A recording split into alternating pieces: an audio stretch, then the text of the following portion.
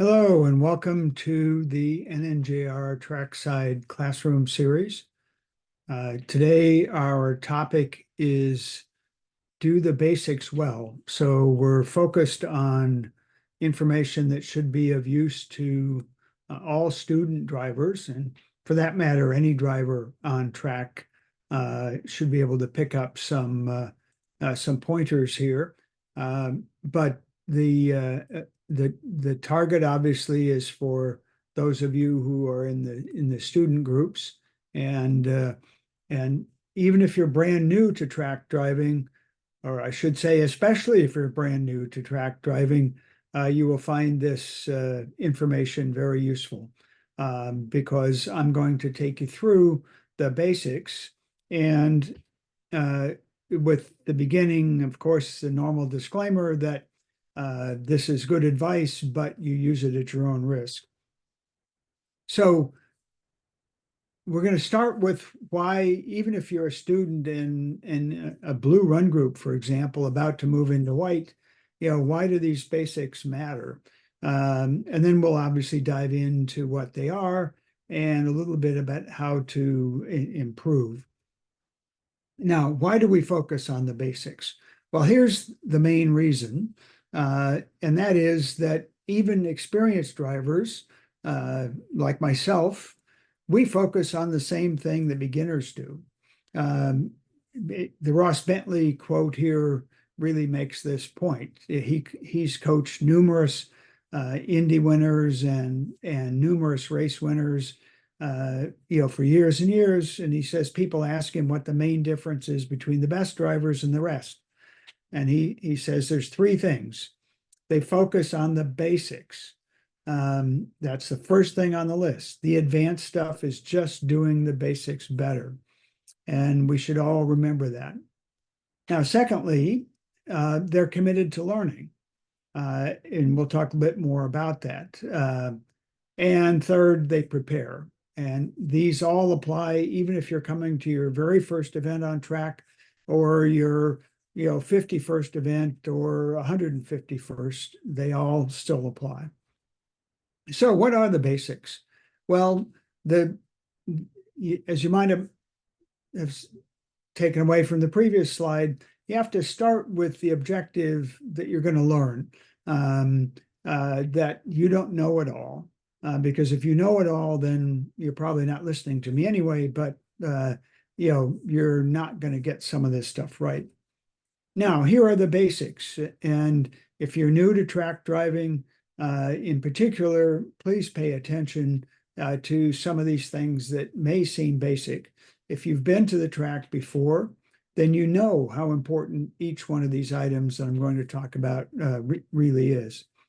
And for those of you that do have more experience, I will add a couple of things that you can think about as well as we go through here. First one being consistency, because I'm going to talk about line and vision and so on as if it's a one and done, but of course it isn't. Every corner, every lap is a new chance to get it right, and getting it right consistently is what advancing at track driving is all about. And as we get better, if we're going to get better, even if we have a lot of experience, we have to become more self-aware and improve on that learning mindset to the point where it's a focus, and we actually have objectives when we go out on track to get better at our braking or get better at our turn in or whatever it may happen to be. But if you're a beginner, you can ignore that stuff. We're going to talk about the things on the list here. So let's start with seating position. Most drivers, when they come to the track, are seated too far back. So 9 out of 10, if not 95 out of 100 of the drivers that I instruct, and when I get in the car and see how they're seated, we have to make adjustments. So the first thing we want to do is slide the seat forward so that as you press hard on the gas pedal or the brake, there is bend in the knee, as you see in the diagram with the driver's right knee against the gas pedal. In fact, his or her left leg in this diagram kind of looks like they're too far back. once you've done that, now we can adjust the back of the seat to get the arms in the correct position, and perhaps the steering wheel if your steering wheel is adjustable. But again, we want the arms so that there's bend at the elbows, as you see in the number 2 in this diagram. When with your shoulders fully back in the seat, you should be able to reach the top of your steering wheel and still have bend in the elbow. If not, then either move the steering wheel closer or adjust the seat back to move your body closer. Very important that you're seated properly in the car. Now, proper hand placement. Generally, with the vast majority of drivers, what you see here with the 9 and 3 is the right place and no shuffle steering, and generally your hands aren't going to have to move on the wheel.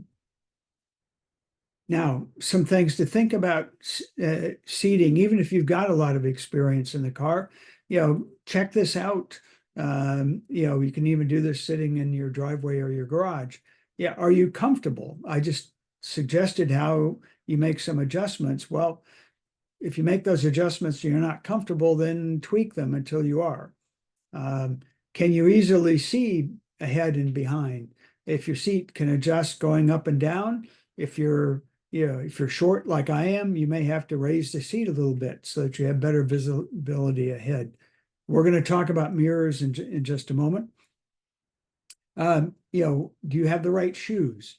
If you're a beginner, you don't need driving shoes, but certainly shoes that have soles that are too grippy are going to be an issue. So make sure that you can comfortably use the controls. Some people like to have gloves on when they're on track. All of these things are things to take care of before we go on track. Now, let's talk about mirrors. Many of you know I'm a broken record on this topic because so many people have the mirrors adjusted incorrectly. So rear view mirror is probably okay. Just make sure you can see as far behind the car as possible. Now, the left mirror, we're going to push it out from where it is so that when you look in the mirror and you're not sitting in your normal position, that left side mirror and right side mirror is going to be empty. The way we do that is we lean our head against the driver's mirror and driver's window, and push the mirror out until we can just catch the back corner of the car. We sit back up. Now the left view mirror is empty. We do the same thing with the right side by tilting our head underneath the rear view mirror, pushing the right mirror out until we can just barely catch the back corner. So what's going to happen then, if this is the before, this is how most people have their mirrors adjusted so that they can see the back corner of their car when it's parked. But that leaves these big blind spots. If you adjust, as I just suggested, you're going to not have any blind spot or a very, very small one. In vast majority of cases where I've helped people adjust mirrors, there's been no blind spot. And I can't emphasize how important this is, both on the track, because if a car is taking a pass, or you're not sure if they took the pass, you certainly want to be able to see where they are. And of course, the same is true on the highway. So this is a life-changing improvement in your daily driving as well as your track driving. So please make sure you make these adjustments. Now on to the line. Now, when we get on track, this is the first thing that you're going to work on with your instructor. The line is just the term, if you will, for the path that we take around the track. And that path is pretty simple. You see in the slide here, green sections where we're on the gas, a red section where we're on the brakes, and then a blue section where we're turning as we're coming off the brakes. Now, to make it easy, we talk about reference points to define what that line actually looks like. The first one is the braking point. Where do we take our foot off the gas, put our foot on the brakes? The next one is the turn-in point. And this is typically marked with a cone. And this is a right-hand turn. So that cone is going to be on the left because you notice that the line, starts at the left side of the track, goes all the way to the inside at the apex, which is the next reference point, and then back out to the left side of the track at track out. So those three basic reference points give you the curve. And as you'll see, they take you from the outside of the track to the inside and back out. At most of our events, you'll have those cones, but they're just there for beginners. If you have more experience, you should know that you need to find something besides the cones to use as your reference points. Now, what that results in as you're on the track is the basic rhythm of the track, or the basic line, where, as I said before, we're on the gas, we get on the brakes. As we approach the turn-in point, we relax the brakes and turn the car into the corner, and we just repeat that process. The amount we brake varies by the amount of by the type of corner, how sharp it is or isn't. Some corners may just be a lift, but in all cases, we're on the gas, we're on the brakes, we're relaxing the brakes as we're turning, coming off the brakes, finishing the corner and getting back on the gas. Now, for those of you with more experience, here are the things that you need to focus on. Have I memorized the corner numbers and names? Can I describe each one? When I'm on the track, do I know exactly which corner is coming up and what it looks like? Importantly, do I have a clear mental picture of each corner? Can I visualize it? Can I sit in my easy chair or in my car in the paddock and visualize in my mind exactly what that corner looks like?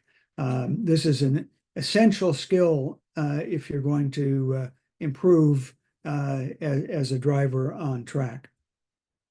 And of course, are you using the full width of the track?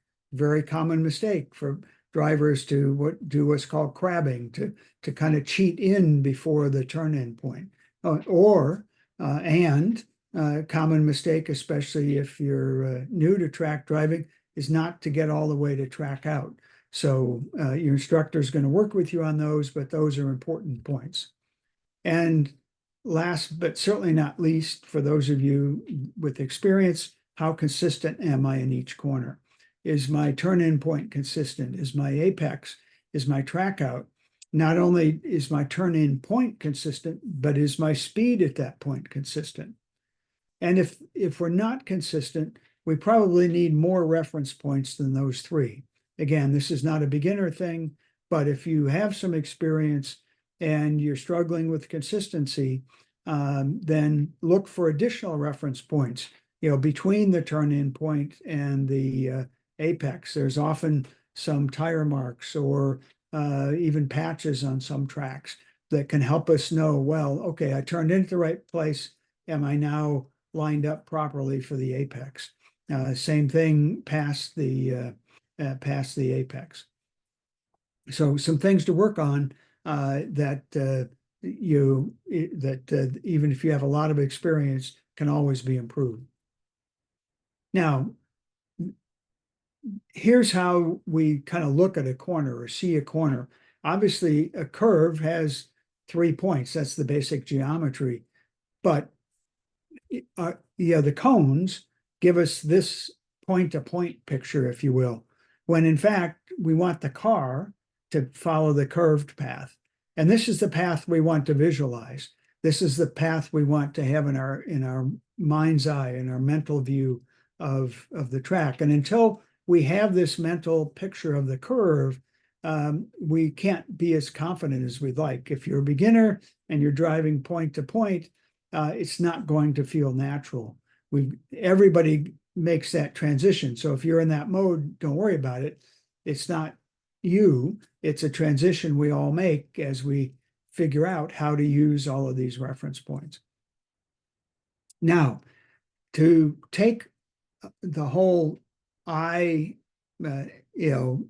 vision topic to the next level and explain the proper way to use all of those reference points, I'm going to focus here on how our eyes and our brain work together. And there's really four ways that we use our eyes and our brain. First is focus. And that's what you should think of as the high definition vision, where you can see everything in great detail and great focus. But it's a small area. And if we want to use it, we have to stay there for a second or more so that the brain registers and understands exactly what's going there. And by the way, that's generally where the car is going to go, is where we're focused. And I'll show you a diagram on the next page how that works. Our peripheral vision, as we all know, is what we can see kind of to the sides as opposed to straight ahead. A glance is using that central vision, but now just for a split second that we glance into the mirror or we glance ahead, that sort of thing. And then our mental picture is what we've been talking about, our mind's eye view of that corner. So here's a picture worth 1,000 words. So in this case, we're in a car approaching the turn-in point to a right-hand corner. We're not at the turn-in point yet, but we're heavy in the brake zone. So we're hard on the brakes, getting ready to turn, but haven't turned yet. So our focus, if you look at the small purple dot, is at the apex. So this is where we want our main focus to be at this point on the track. Now, at the same, not at the same time, literally in the same split second, but within the past couple of seconds, the driver has also glanced ahead into a larger area just to make sure there's nothing in the way, that there's no waving flags, there's no car off to the side of the track or whatever. So they've glanced ahead to see that it's clear. Their plan is as they're approaching, they're going to pick up the turn-in point out of their peripheral vision. Their focus is going to remain on the apex while they pick up the turn-in point here. Now, had we done this diagram, back up, if we backed up from where we are here so that we were approaching the braking zone, the driver's focus would have been on the braking point until they approached it, in which case they would pick up the braking point out of their peripheral vision and focus on the turn-in point. At this point, the driver is close to the turn-in point, so their focus is now squarely on the apex. So this diagram shows you better than any words I can use how you should be using your eyes and your brain when you're on track. Now, we've been talking about using the gas pedal and the brakes and the steering, but we haven't been talking about how to use them. And when we're on track, we have to be gentle with these controls as a general rule. And so you're going to hear terms with the steering like wind. And when we want to turn the wheel in, we don't want to jerk it in. We want to just kind of wind it in. Same thing when we're releasing the steering at the second half of the corner. We're going to unwind the wheel. We're going to relax the wheel. On the gas pedal, we don't want to jump on the gas pedal. We want to squeeze the gas pedal. The brakes, when we're releasing the brakes, we don't want to jump off of the brakes. We want to release them or relax them so that we come off in a gradual manner. The one use of control where some amount of force, if you will, can be used is to apply the brakes. But even in applying the brakes, we don't want to jump on that brake pedal. We want to squeeze the brake pedal, very quickly. And as soon as we feel pressure, then we can push hard. So it's sort of like 1, 2, where 1 is we get on the brakes, 2 is we really push on the brakes. But that's the only case where we're going to apply that level of force.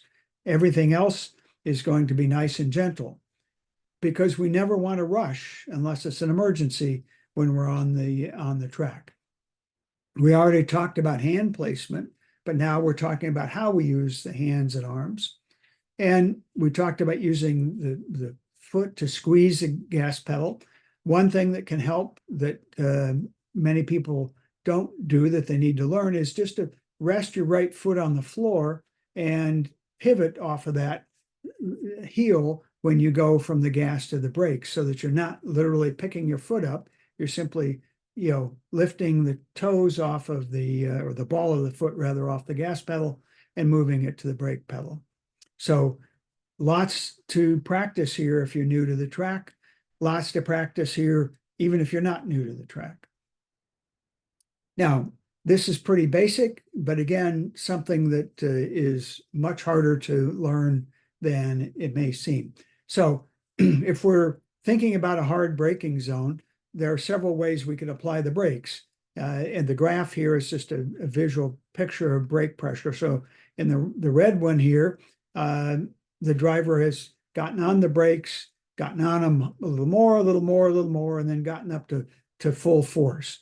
And then they've come off all at once, as you can see by the steep drop here. So they got on gently, got off in a hurry. Of course, the driver could get on, the brakes hard, stay on hard, and jump off the brakes. None of those are what we want.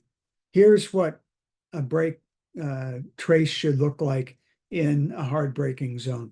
The driver gets on the brakes, as I said, with some pressure, then goes up, maintains heavy pressure, but then begins to trail those brakes off. And the turn in will happen someplace either here, someplace in this last, bit.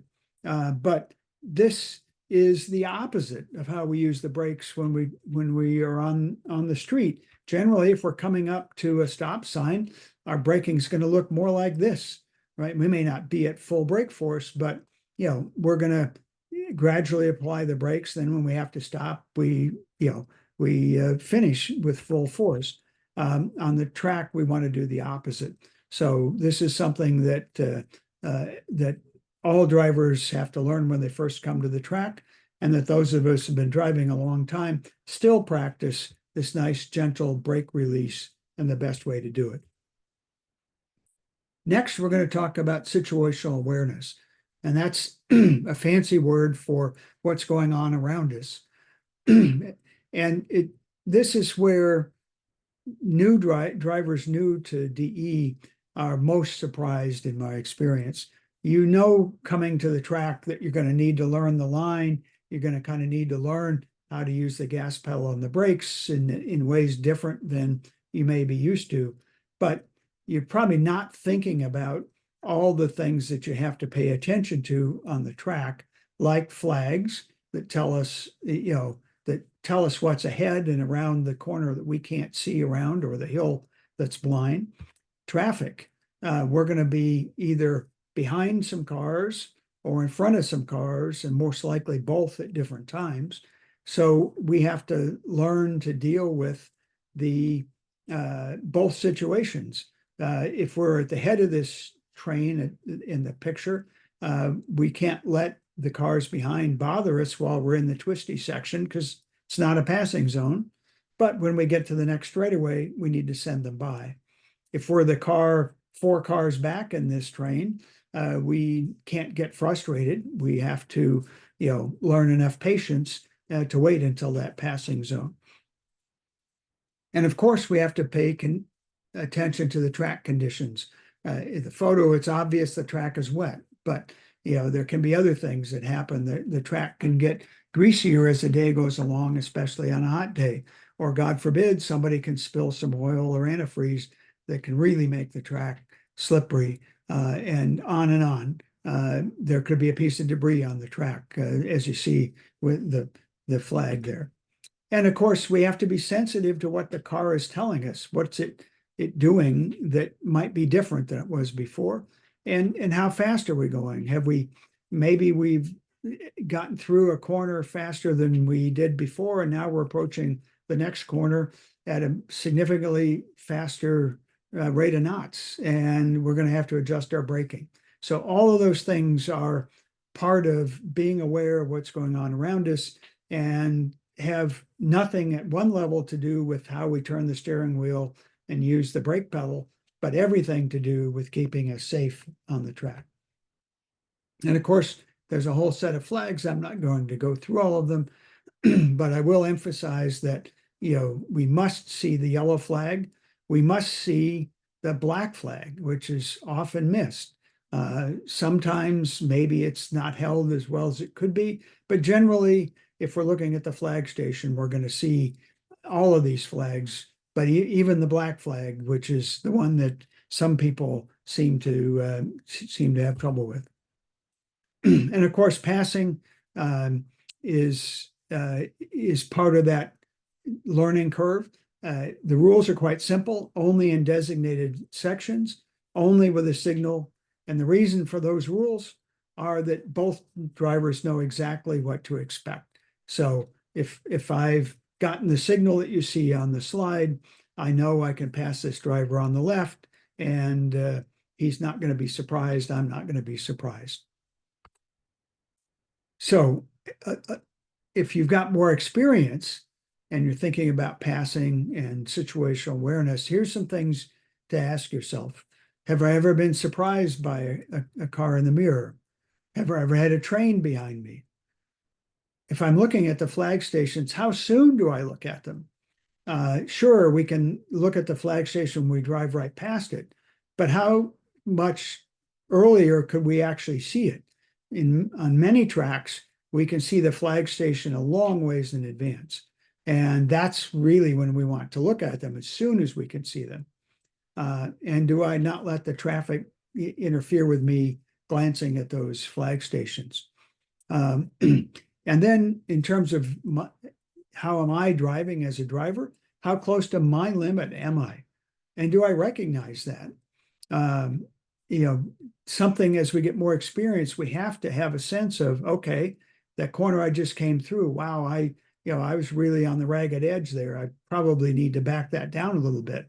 Or conversely, maybe, I really, could push a touch more in that corner without risking any error. And speaking of errors, we all make mistakes. The question is, how soon do I recognize that mistake? Because if I recognize it early and make a small correction, it will be a small error. If I make an error and don't recognize it early and it progresses, then I may be in for a rude shock. And a suggestion that's been made by Peter Krause, which is go, no go, meaning, okay, I'll use as an example, I turn into a corner and gee, I think I'm early. Well, now I need to make a go, no go decision. Do I drive my normal line, my normal speed and so on? Or do I, which is go, or do I no go, meaning, oh, I've got to adjust. I've got to slow down because I turned in early and now I'm going to run out of track. And making that go, no go decision very early, as soon as you recognize a mistake, is really important. And as a beginner, it may be hard to kind of process all of that. And that's what those of us in the right seat are there for. But as you get more experience, if you're a student in yellow or blue, you should be thinking about go and no go and how to get yourself in front of small errors so they don't become big ones. So let me just summarize. What we've talked about, we have to start with a learning mindset. The basics that all of us have to make sure we've got nailed: our seating position, our mirrors, learning the line, using the eyes and the brain in the way that we talked about to see our way around the track so that we know we're on the line, using the controls in a smooth, consistent fashion, and obviously being aware of everything going on around us so that we keep ourselves safe and keep everyone else safe. And just as a part of wrapping up, I want to use this slide, which says the big idea as we're learning to get better on the track is there is no single big idea. That progress is the sum of small improvements. If we make an improvement, that's great. Build that into your baseline, and as we get better, those increments, get smaller. So with that, I thank you for watching the class today, and I look forward to seeing you at the track real soon. If you have any questions from what you've seen on this video, feel free to send me an email. Certainly stop me at the track and ask me any questions. And again, I look forward to seeing you at the track. Have a good day.